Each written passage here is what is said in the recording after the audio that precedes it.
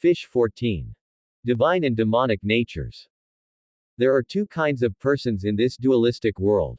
One kind is called divine, or saintly, sadhu, or sura, in Sanskrit, whilst the other kind is known as demonic, or satanic, papatman, or asura, in Sanskrit.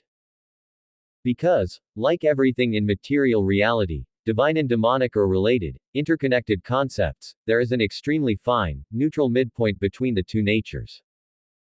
To grasp what constitutes actual holiness, and thereby discern what constitutes wickedness, simply read the entirety of this holy scripture, particularly chapters 12 and 13. In a nutshell, the more unlawful is a person, the more demonic is that person, whereas the more loving a person, the more saintly is he or she. Again, it is imperative to read the previous two chapters, in order to understand what comprises true holiness, because, by unlawful, it is not meant a person who breaches the arbitrary, subjective rules and regulations of his community or his invariably corrupt government, but one who obeys the actual law, which is founded on the metric of non-violence, non-injury, or non-harm, ahimsa paramo dharma, in Sanskrit. A human who is more than 50% holy is called divine, whilst one who is more than 50% evil is termed demonic. There are practically no humans who are 100% divine, and conversely, none who are totally demonic. Each person falls someplace in the spectrum of this dichotomy, and obviously, one can, and usually does, move up or down the continuum at any point in time during one's life. The method of calculating the holiness or the wickedness of any particular person is not an exact science. Obviously, it is not possible for a person to take some kind of empirical, controlled test, in order to determine how holy is he or she at any given point in time, in the same way that one can test a person's blood sugar level or body mass index. Logically speaking, the most holy, righteous, and enlightened authority on earth at any given time is most qualified to judge the character of all others. This person is most likely to be the contemporary world teacher Jagadguru, Visvaguru, or Sadguru, in Sanskrit, who is often mistakenly considered to be an incarnation of God, Avatara, in Sanskrit. Unfortunately, the overwhelming majority of humans in this age of darkness, Kali Yuga, in Sanskrit, are afflicted with a particularly nasty, demonic mentality. It honestly seems to this author that, if society continues its decadent course, unless by some miracle, there will be hardly a single holy man or holy woman remaining in the coming century, or even in the coming decade. In some countries, even a decent person is extremely rare, what to speak of a holy one. Only if legitimate kings regain control of the majority of nations on earth could this trajectory towards annihilation be reversed, because, as amply demonstrated in chapters 21 and 22, a genuine king alone has the right to rule a nation. None but an actual monarch has both the authoritative demeanor and the necessary righteousness to impose dharmic edicts upon a people. After residing in the Philippines for a couple of decades, and meeting literally tens of thousands of individuals, either in person, via telephone text messages, or social media on the internet, I have yet to come across a single decent Filipino. Even the very few vegans here are either staunch feminists, socialists, proud homosexual offenders, slutty bitches, or vile sinners, who blaspheme or even threaten the life of gentle monks, including the world teacher himself. Not to belabor the point, but not only the employees but also the owner of a Manila NCR vegan restaurant are all carnists, animal-abusing criminals, who disdain the healthy, delicious food of their own establishment, then order deceased animals from another restaurant, and promptly consume the decayed animal flesh in full view of the patrons of their eatery. Such is the truly abhorrent and sickening mentality of the typical Filipino.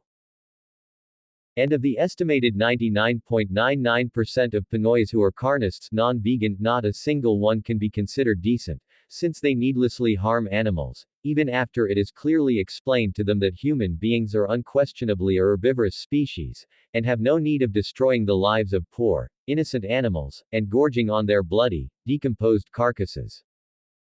Even most pastors of the SDA Church in Philippines, who are supposed to adhere to a strict vegetarian diet, are far from vegetarian, let alone their congregations.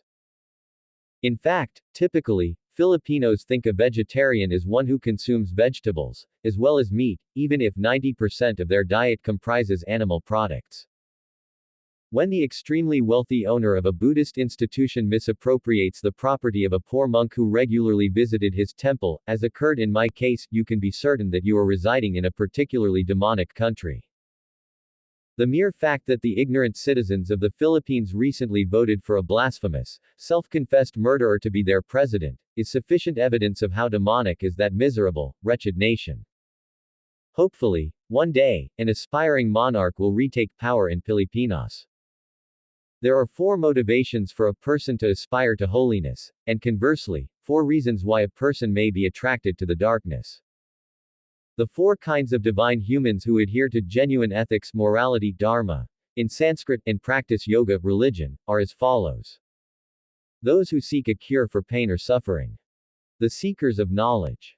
Those desirous of material benefits. And those who are truly wise.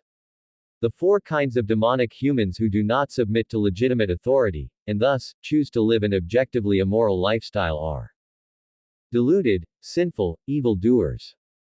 Irreligious persons, meaning those who do not follow an authorized system of yoga and moral precepts, known in Bharata as dharma or dhamma. Those whose knowledge has been taken by illusory pursuits, for instance, those seemingly intelligent individuals who are obsessed with one of the arts or sciences. And those humans who are afflicted with a nasty, conniving, demonic mentality. In conclusion, however, it must be emphasized that the ultimate reason for any particular human being possessing either a divine nature or a demonic nature, is due not to any factor under the individual's control.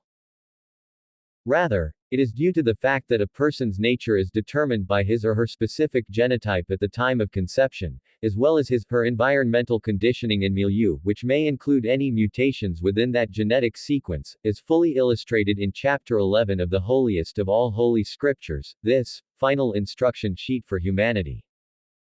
Therefore, one ought to have compassion for those unfortunate souls who are afflicted with a demonic mentality, without condoning their evil actions, clearly.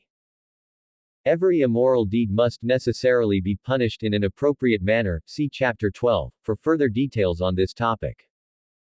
I see the coming of a new age, where barbaric leaders rule over a vicious, broken world, where puny, fearful, hard men live insignificant lives, white hair at 16 and copulating with animals.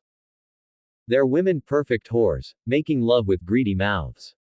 Trees stunted lifeless, no more flowers, no more purity. Ambition, corruption, commerce, it's the age of Kali, the dark time. Crime stalks the cities. All the waters sucked up by the sky. Scalded earth, scorched to dead ash. The rains fall and engulf the earth. All that remains is a gray sea, without man, beast or tree. Markandeya Muni, speaking to King Yudhishthira, loosely paraphrased in English, by British theatre and film director, Peter Brook. Markandeya Samasya Parva, Vana Parva 3, 188, 63-80 Mahabharata, compiled by Kresnadvipayana, aka Srila Vyasadeva.